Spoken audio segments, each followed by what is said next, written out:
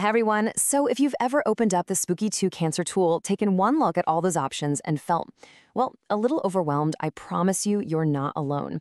But what if I told you that it's actually designed to be your automated assistant? Today, that's exactly what we're going to do. We're going to unlock this incredibly powerful utility together, step by step. Let's dive in.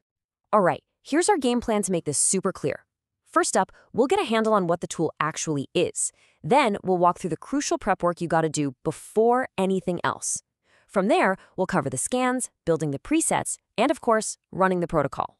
And we'll wrap it up with some really handy tips to help you customize the whole experience. So, let's start with the big question. What exactly is the cancer tool? The best way to think about it isn't as some other complicated program you have to learn.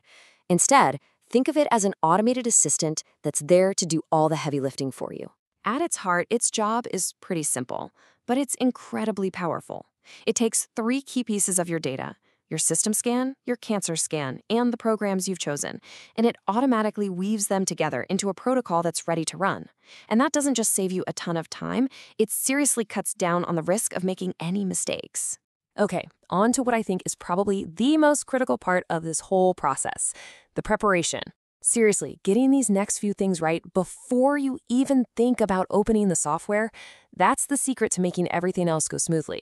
So before you go any further, there are three things that are non-negotiable.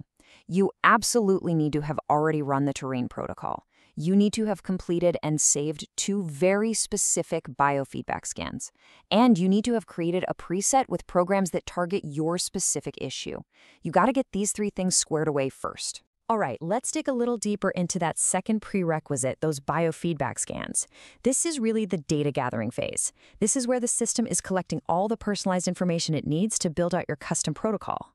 And here's a super important detail. You need two different types of scans. One is a broad, full system scan, and the other one is focused specifically on cancer frequencies. It's really essential to remember these are not the same thing. This chart really makes the difference crystal clear. Your full system scan, that's hunting for general pathogens, viruses, bacteria, things like that. The cancer scan, on the other hand, is looking specifically for cancer-related frequencies. Now, here's the most important part of this whole step, so listen up. You have to label them. When you run each scan, use that log name field to type in either system or cancer. This is how the tool tells them apart later. Okay, with all that prep work done and our scans saved, it's finally time to open up the cancer tool itself. This is the fun part, where we get to watch our automated assistant bring everything together. And you'll see the process is actually surprisingly straightforward. You just work your way right down the main window, you select your system scan from the dropdown, then you select your cancer scan, and then you choose that targeted preset you already made. You can make a couple of optional tweaks if you want, and then you just click Build Presets. Bam! It's really that quick. And that little message is exactly what you want to see. The tool is so smart, it automatically creates a new cancer subfolder right inside your user directory, and it puts all your personalized, ready-to-go presets right inside. Now, you're all set for the next step. So we have prepared, we've scanned, and we've built our presets. Now we get to the final stage, actually loading and running your brand new personalized protocol. This is where you'll head over to that new cancer subfolder we just talked about. Inside, you're going to find all the presets, and they're all clearly labeled for each step of the protocol, ready for you to load into your generators. And here is a fantastic example of how this all comes together if you're using a 3-generator setup. Look at step 6, which runs for 4 days. You can see generator 1 is running your custom remote preset, generator 2 is dedicated to detox, and generator 3 is running your custom contact preset. The schedule just lays it all out: what to run, which generator to use, and for how long. Now, this is a really important detail to pay attention to. This protocol is adaptive. It changes with you. Notice how before you start steps 6, 7, and 8, you have to run new scans and build fresh presets. This is the magic of the protocol. It's what keeps everything perfectly tuned to your body's needs in real time. All right, to wrap things up, let's go over a few pro tips and customization tricks that'll answer some of the questions I hear all the time. So here's something that you will almost definitely run into at some point. You finish a brand new scan, you open up the cancer tool, all ready to go, and your new scan isn't in the drop-down menu. Don't panic, the fix is super easy. All you have to do is look for the reload button right there in the tool. Just give that a click, the program will refresh its lists, and it'll pull in all your latest files. Problem solved. Okay, what if you're helping out more than one person?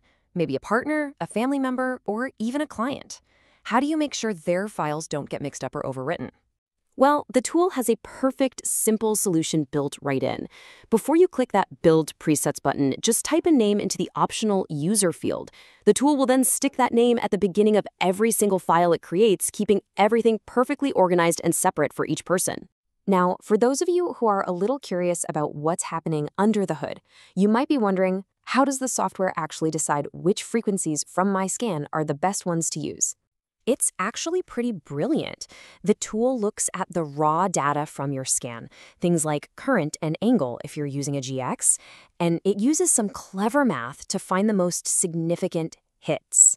This allows it to pinpoint the exact frequencies that caused the strongest biological response during your scan. And that built-in intelligence goes even further. This quote from the guide points out another awesome optimization. The tool automatically uses different shell presets for low and high frequencies. What that means for you is that you're getting the most powerful plasma signal possible, no matter what frequency range you're in. And it does it all for you. So the main takeaway here is that you now have the keys to automate what used to be a really complex and manual process. You can prepare, scan, and build powerful, personalized presets with just a few clicks. The question isn't how to use the tool anymore. It's how deep you want to go. There's a Show Log button that reveals the raw data behind every decision the tool makes. What patterns might you discover in your own journey if you take a closer look? Thanks for joining me on this walkthrough.